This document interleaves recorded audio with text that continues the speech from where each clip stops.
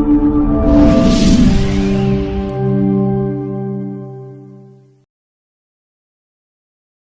ACFTA is a promise to the people of Africa to significantly contribute to the attainment of the Agenda 2063 and to ensure that no one is left behind.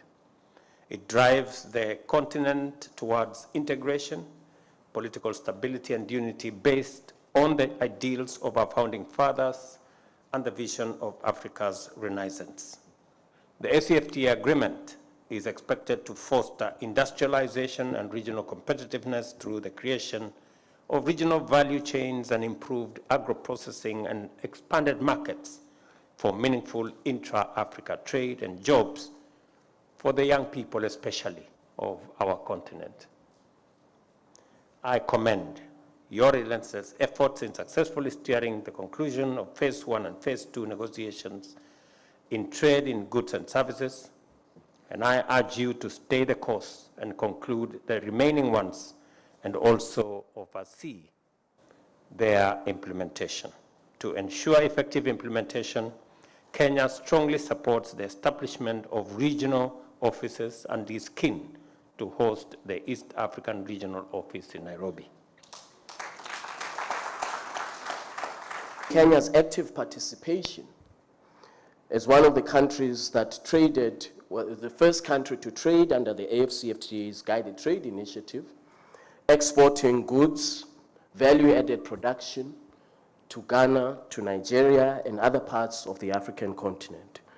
And here I must make special mention, Your Excellency, of Balozi High Commissioner Marine, who ensured that Kenya was one of the first countries to trade under the AfCFTA. As a result of all of these efforts, you will recall that in October 2022, yourself and I saw off a shipment, the very first shipment to be exported from Kenya to Ghana, which was value-added production, tea that was received in Ghana under the preferences of the AfCFTA. I always mention this as an example of the kind of trade that we want to create under the AfCFTA, inclusive benefits, creating opportunities for smallholder farmers, and in this case, the farmers that exported the tea were farmers, smallholder farmers that the government of Kenya organized into cooperatives who now can credibly say that they are contributing to Africa's trade. I congratulate Kenya for the development of the National AfCFTA Implementation Strategy for the period 2022 to 2027, which marks a significant milestone on the journey to achieve our objectives.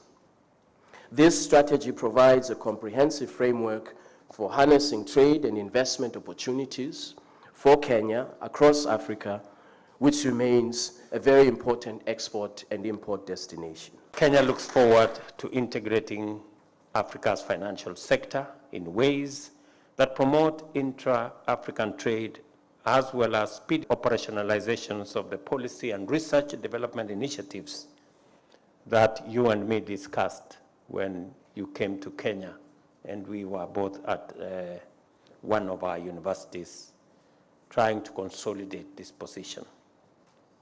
I'm very happy to be at the ACFTA Secretariat. I was with Wamkele when we launched the first trade facilitation under ACFTA, under the Guided Trade Initiative, where we flagged off the first Kenyan tea and other products that came to Ghana and to the West Coast. I just, while we were walking around the exhibition hall, business people told us that after that first initial flag off, there's been many more, and the frequency is increasing, meaning that we are in the right trajectory. Let me confirm that it was a very proud moment in February this year when we saw the instruments that consolidate the place of the Africa Continental Free Trade Area Agreement by the AU heads of state. And I want to confirm that as part of the reform of our organization to make the Africa Union a fit-for-purpose organization, we're going to consolidate our place in making sure that the 1.4 billion people market in Africa becomes a viable entity that will provide opportunity for trade, for investment, for business, for commerce, so that we can create prosperity that leaves nobody behind and shared prosperity that brings on board the majority of the people in our continent. You're all aware that we spend about $5 billion every year just dealing with exchange rate issues between our trading business people. $5 billion is big money in any currency. And therefore, the setup by the Afrexim Bank to provide a payment settlement system for all our traders so that trade in Africa can be carried out in any currency, and there will be a mechanism to make sure that once that trade is over, there will be somebody to provide settlement facility and to ensure that we do not lose because of currency differentials between one currency and another. And when we say this, we are not saying we are against any currency. No, we just want to fend for ourselves. We just want to make sure that in trading, we don't lose because of different exchange rates and different currencies. And I want to specifically underscore the importance of us working together and building synergy and creating institutions.